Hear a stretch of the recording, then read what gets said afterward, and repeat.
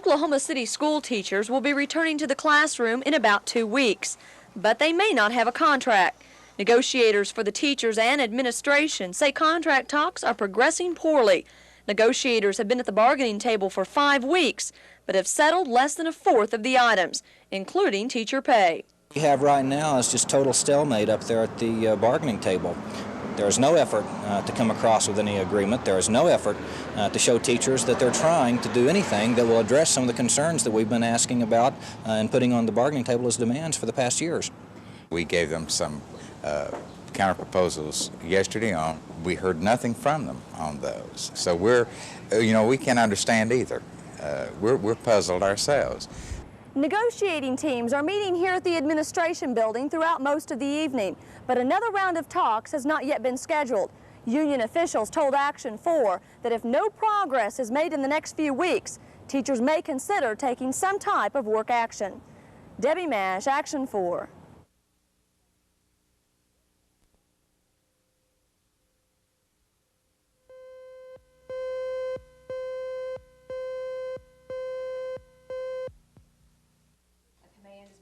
Tires are properly inflated. It says the meaning of a sentence rather than a grammar may be. And yes, of course, following the motion point. You understand? I want you to choose 4 on that sentence. All right, one at a time, hold your hand up. I realize there'll be pressure on the legislators. Next year is an election year, but every year is an election year, so to speak, for a teacher who walks into the classroom. And it's based on their performance is remembered after that year is over, and it makes no difference whether they received a 1%, 2%, or a 15% increase. They're going to be going back to the classroom and doing the best job that they can.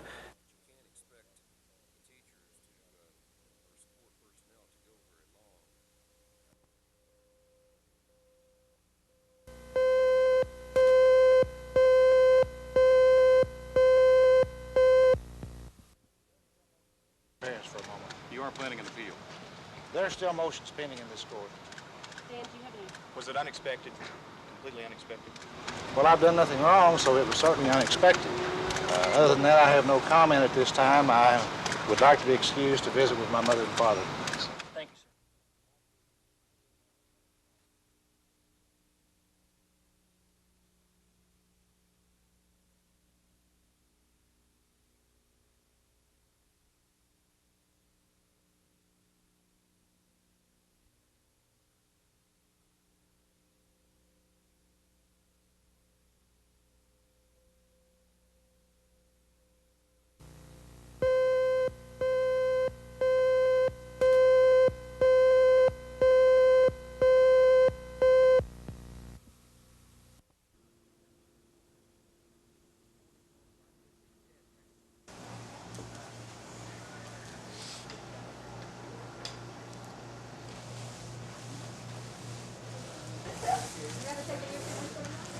Those 55,000 some odd patients that we treat a year, the majority of them are treated in the community.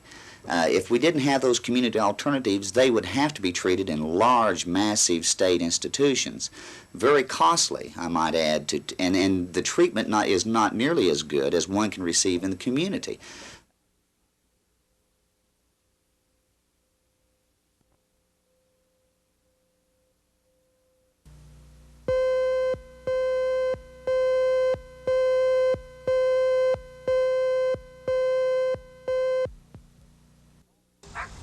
There has always been a certain amount of special animal raising within the Oklahoma City limits. This is especially true of farm animals.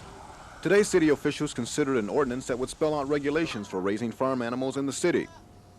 First proposal states animals kept in buildings be housed at least 200 feet from homes or where people congregate. One city councilman argued that raising farm animals in the city can be unfair to neighborhoods. There's a lot more people that aren't have any great interest in raising horses that are going to be inconvenienced and are going to have the quality of their life decreased by the fact that we passed this ordinance. I think the one we had was fine. If we needed to do something to recognize the area that this gentleman was talking about, where we actually had, rural areas, that's one thing. But to put horses right in the middle of town because you happen to have an acre of ground is ridiculous, ludicrous, and an absolute recognition that a horse is more important than a citizen. And now people are up in arms because people who live in farmland, just because they happen to be in Oklahoma City, don't feel like they ought to cease raising livestock when they've been doing it for 20 years, 30 years, 50 years, or even 5 years, since it's always been agricultural land.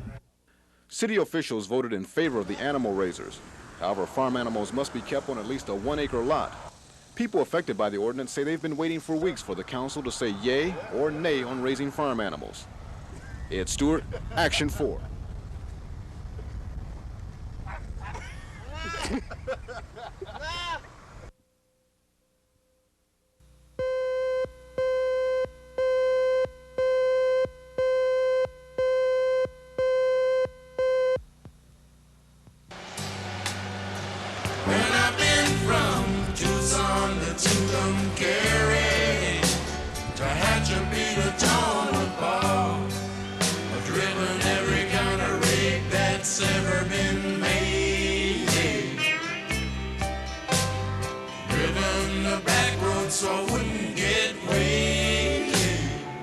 American folklore is full of stories about drivers who overload their trucks. The overweight rig runners who outsmart Old Smoky have become folk heroes. Troopers in the Oklahoma Highway Patrol's Size and Weights Division want to cut down on the number of such heroes. Overweight trucks can easily avoid the public scales along the state's highways, but they cannot escape the patrol's portable scales. Fatties are not put on a diet, they're fined up to $300. Troopers say stiff penalties are necessary in order to keep the streets safe. If you get a big load on and they blow out one of their steering axle tires, that truck is instantly out of control. There's no way of steering it. You can do all you can do and you still can't steer that truck. It goes to whichever direction that tire blows out. If it's on the left-hand side and you're on a 4-lane, it's going to go across the center median. There'll be illegal trucks on Oklahoma's highways as long as drivers are paid according to how much they haul. The only thing the patrol can do is try to limit the number of such folk heroes and maybe make things a little safer for the rest of us on the road. Scott Wallace, Action 4 along I-44.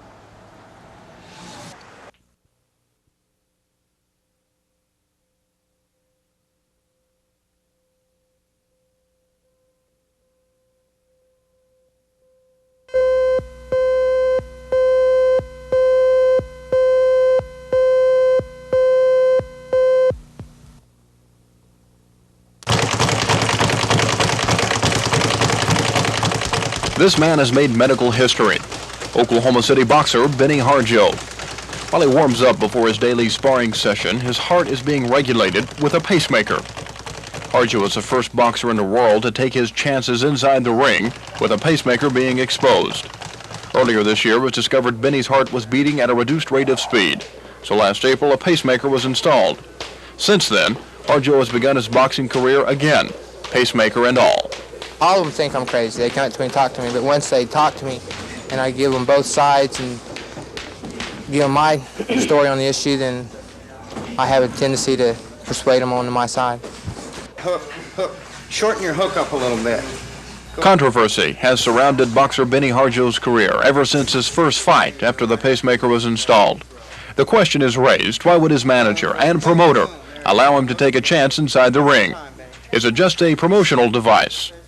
We didn't announce the fight. We let Benny train for several weeks and prepare himself, and we weren't sure up until just the last week that he was actually even going to go into the ring. So we did not use it for any commercial gain or, I wouldn't do it if I hadn't talked with Benny and people that are supposed to know this that say he should be all right. Otherwise, I wouldn't be interested in it. If you'd meet Benny and see how he acts and how he wants it so bad, that would probably answer your question. Pacemakers are not built to be beat up on. Dr. W.H. Ehlert, Oklahoma City heart surgeon. Although he doesn't know the specifics of Harjo's case, the doctor, like the rest of the medical community, is interested. That have pacemakers in that are very active athletically. Play basketball, tennis, jog, do lots of activities. but they are not in a contact sport. There's been a lot of publicity in boxing with the potential injuries, and when you have somebody that can have a brain injury from being hit, with as well protected as the brain is, it's very easy to have a pacemaker which is much less well protected to be damaged. There you go, right after he misses, that's when you throw. The Harjo case raises another question. Should Oklahoma have a boxing commission? And if they did, would they ever allow anyone with Benny's condition in the ring? But for now, the question is moot. There is no commission, and the ultimate decision is Benny's, and he believes in what he's doing. There's something good in this if they let it progress instead of trying to stop it. Kevin Ogle, Action 4.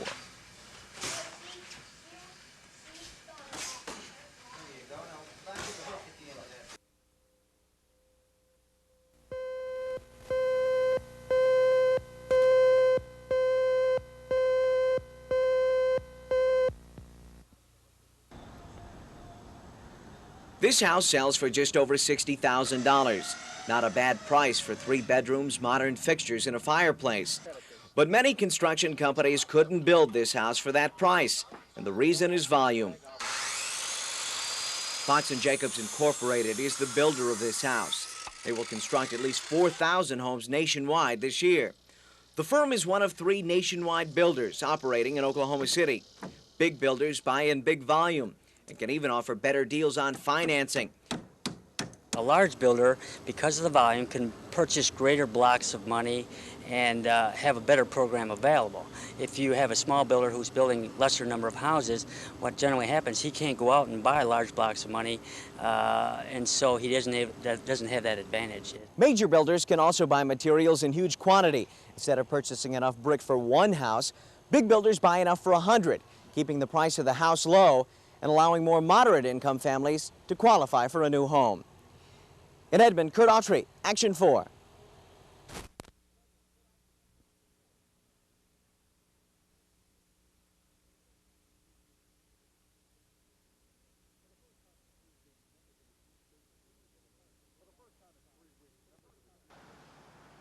For the first time in 3 weeks, members of the Communication Workers of America were not outside carrying picket signs, but inside handling phone calls. They started coming back to work 2 and 3 at a time this morning, and that was due mainly to the fact that many of those on strike hadn't heard the walkout was over. Because that announcement came at 2 this morning, Southwestern Bell officials spent much of the morning calling workers at home to get them into work. But by late morning, 85% of the normal Sunday workforce was on the job. Some of the people we've contacted were still asleep early this morning, and of course they were thrilled. Said as soon as they could get their clothes on, they'd be here. The end of the strike means directory assistance service, which has been almost non-existent for 3 weeks, is now available again. And by tomorrow, installers and phone service personnel will begin tackling the backlog of orders for new phones. There appeared to be few hard feelings from either side now that the strike is over. There was even a sign-up welcoming the strikers back. Management personnel are happy they don't have to handle unfamiliar jobs anymore, and CWA members are happy to be drawing a paycheck again. Oh, I would say the feeling has been mutual on both sides. Very thrilled that it has come to an end and we can all get back to our everyday routine of things. People are very excited, a lot of smiling going on. Just thrilled to be back, and we are very happy to have them back. The contracts hammered out over the past 3 weeks still have to be ratified, but most expect them to be overwhelmingly supported. Jeff Fowler, Action 4 tonight.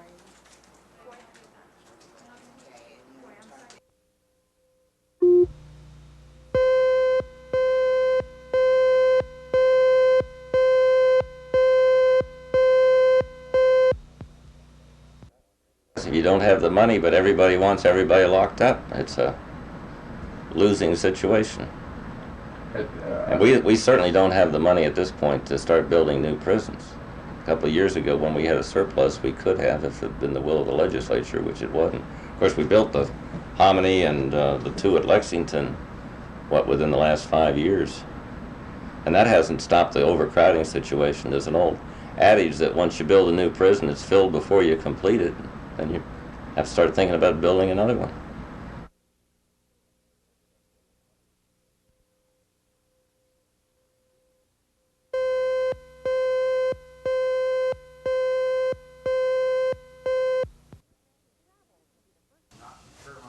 The businessman who travels will be the first to check out a new computer hooked up in his hotel room.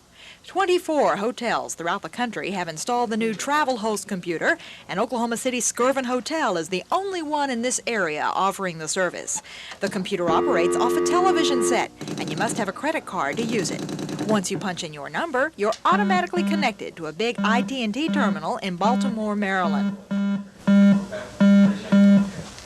Once given the okay to proceed, you can shop. Check out a city's restaurants, including the menu, or book your next trip by looking at the airline schedules. Actually, the whole system is just like making a long-distance phone call. It provides a home away from home. Presently, we have installed these in 24 hotels, a total of 3,000 bedrooms. And right now, we're in a evaluating mode to determine if this would be a beneficial thing for the hotel industry. In the next 6 months to a year, this computer will move into your living room, and wives will be able to play bridge with the computer while their husbands are away. Bella Shaw, Action 4 at the Skirvin Hotel.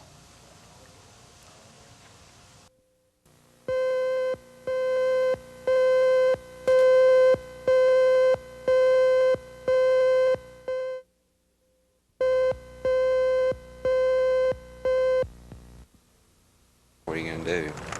Somebody's in there for murder, you're going to put another 2 or 3 years on them because they rioted, and it's definitely a problem. Well, I think it's a terrible thing to happen, but I feel like they should clean up what they tear up. Well, I think the state just needs to fund more prisons and provide more money for the system, because I think there's a great lackage in that area, whereas there's other, areas that are being given more money than this is their share. So I don't know. It's really, almost have to go to a vote of the people to see if they want to upgrade the prison system and take a chance on that happening again.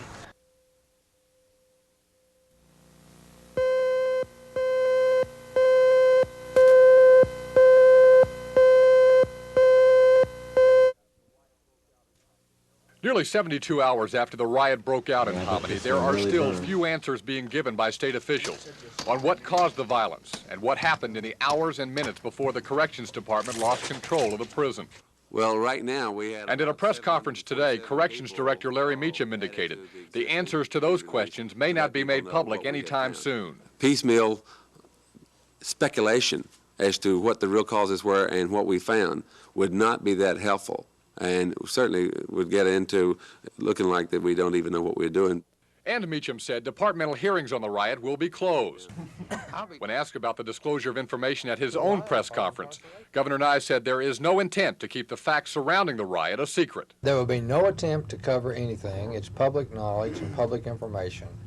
I think the only question is the timing of discussion of it. Here's my thought. But already some in the legislature are looking for answers to what happened. This afternoon, the Senate Appropriations Committee held a special meeting on the riot, and they had both questions and criticism for the Corrections Department. It must be clear that given the nature of this institution, for a riot to have gotten as widespread as that one did, there had to be some bumbling in the administration.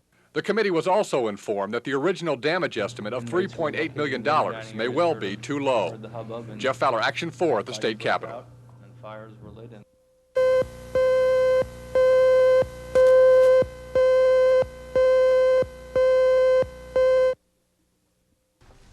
The battleground is your neighborhood supermarket, and the weapons being used are special coupon offers.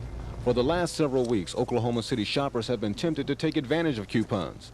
Even people who normally never bothered with coupons before suddenly have developed an interest. The reason is big savings. Many stores are doubling the face value of coupons.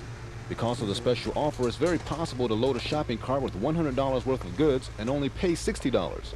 The coupon war was generated by good old-fashioned competition. There's a lot of competition in the grocery business, and the people like to save a lot of money, and they're going to go where they can save the most money.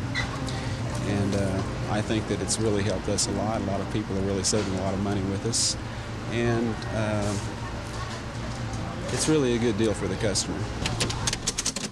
Store managers insist they are making money with the coupon offers, even though in some cases items are almost given away. Usually the stores are paid 5 cents for every coupon they receive. That money comes from the product manufacturer. Consumers can expect the fight for coupon customers to last a while. because now coupons are looking more like hard cash. Ed Stewart, Action 4.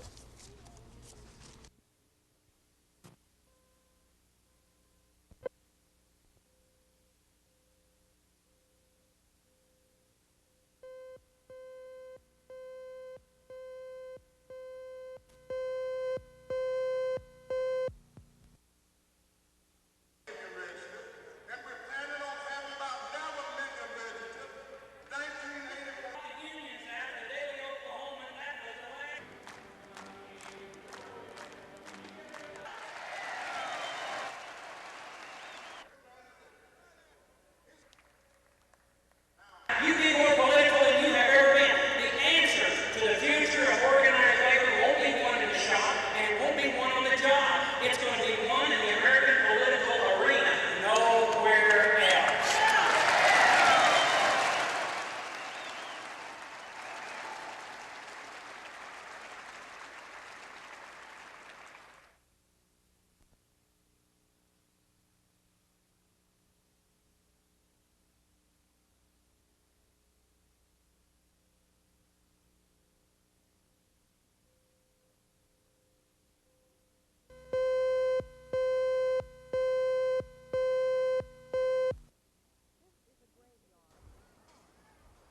This is a graveyard of cars that did not survive the impact of a car accident. Only the shells of the cars remain. One can see shattered windshields, and in some cases the impact of a human skull. Where are the drivers of these automobiles? Many of them are dead. They did not use their seat belts. The Highway Patrol says over 1,000 people lost their lives in accidents last year. Of those, 800 had seat belts available, but only 5% used them.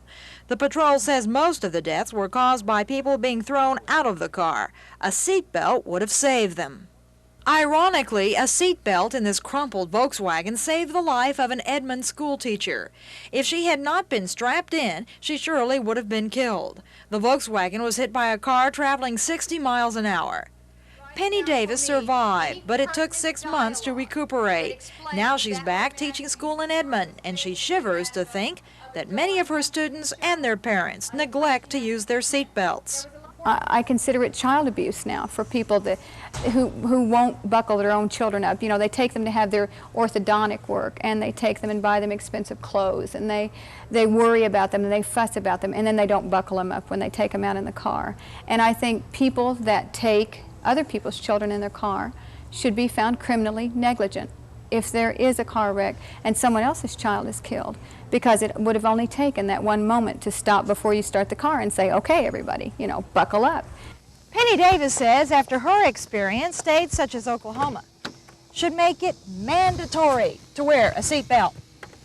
And she says insurance companies shouldn't be required to pick up the cost of an accident if the seat belts were not in use.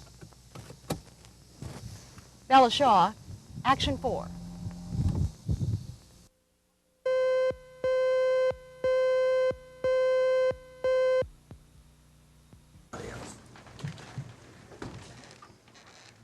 We need a motion to go back into a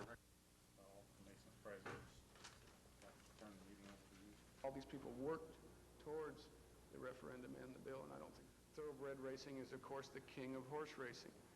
There's nothing more exciting than watching the thoroughbred industry, if you go back to, they can handle with the number of starters they have. I think the future of Oklahoma is mixed racing. I'm not saying that it should be equal numbers for equal breeds. I don't think you can put that type of guidelines on it. Thoroughbred racing is, of course, the king of horse racing. There's nothing more exciting than watching 3-year-old thoroughbreds go 1.25 miles, 1.5 miles. As people say, you've got more time to lose your money. But a mixed racing program will put more people in the stands.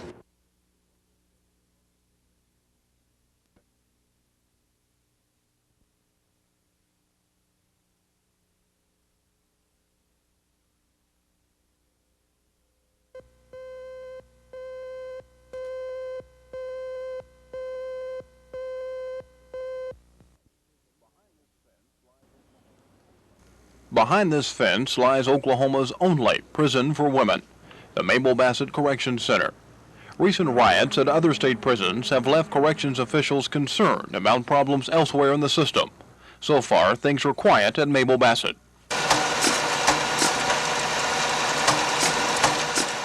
Officials here say work programs help in keeping discontent to a minimum. But inmates at the prison say they do have their own set of problems to contend with. According to one prisoner, Mabel Bassett has a lot in common with male institutions. It's not better. It's not better in no way. You know, we have all the problems that they do, and we have more, you know, because we're really not even identified, you know, because we are women, you know. We lack a lot of things. I think women are as prone to be as violent as men are. I think it could, something could happen, but I don't know what. You know, in Connors there were 700 and something men. Here we've got 200 and odd women, and I just don't think that we've got anything as drastic here that would spark a riot.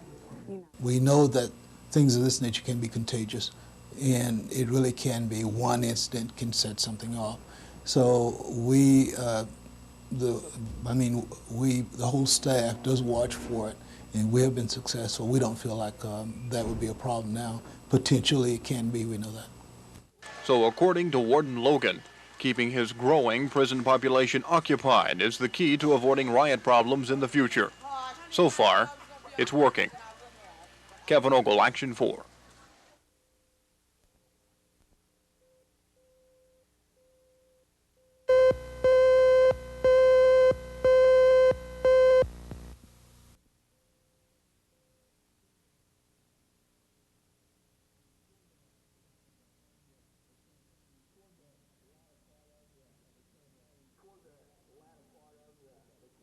Toward the latter part of the campaign, we have picked up several over 21 supporters, because, you know, I think that even during the first couple of weeks of the petition, a lot of people felt like that it was a petition drive to directly appeal the law as far as a pro-18 campaign, and it was not.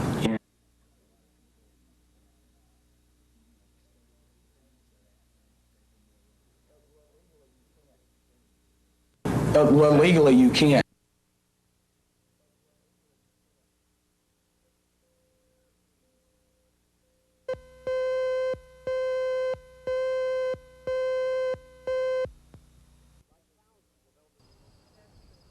Like thousands of elderly Oklahomans, Lucy Featherston must depend on government financial assistance in order to survive. $367 a month is enough to pay the mortgage, the grocer, and the utility company. But it's not enough money to hire a private lawyer, and Lucy Featherston needs legal help to settle a dispute with the city. The dispute must be settled before Mrs. Featherston can qualify for a government grant to fix up her home. Legal aid lawyers are trying to help her. However, if new federal guidelines are adopted, legal aid won't be able to assist Mrs. Featherston or thousands of other elderly Oklahomans who have more than $15,000 invested in their homes. The new rules would deny legal assistance to people who have more than $15,000 in home equity. Legal aid lawyers claim their proposed guideline would force thousands of Oklahomans to make a cruel choice. I think it's very unfortunate that senior citizens in our community have to make a choice of whether they can have shelter or a modicum of justice. There are too many problems with the economic circumstances today, too many problems with consumer rip-offs, too many problems with not enough public benefits to go around to even keep people at a survival level. That they should have to make a choice of whether they have shelter or food is ridiculous. The public still has 2 more weeks to comment on the new rules. Advocates for Oklahoma City's low-income and senior citizens plan to protest the proposed guidelines. And their complaints may do some good, since Congress still has the power to either block or to change the new rules. Scott Wallace, Action 4, downtown Oklahoma City.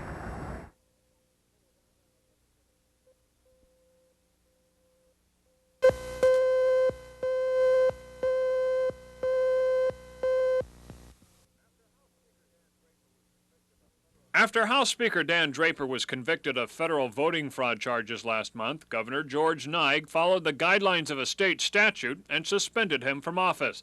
The House began the task of electing a new speaker. But even as Draper's office is being prepared for a new occupant, there are questions on whether the suspension was proper. The statute applies to all state officials convicted of a felony, but the Constitution says members of the House can be removed from office only by death, resignation, or expulsion. The Attorney General is to decide late this week whether Draper is still a member of the House or not.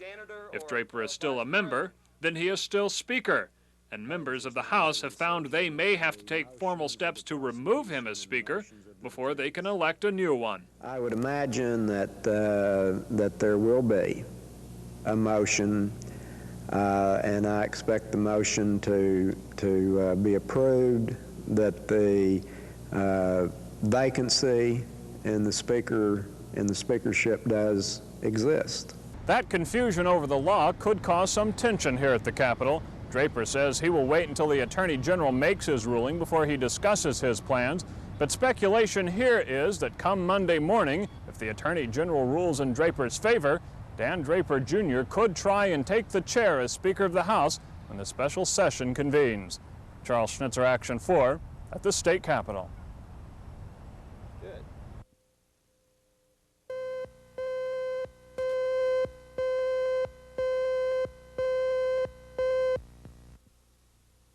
I think we've been practicing and studying following the use,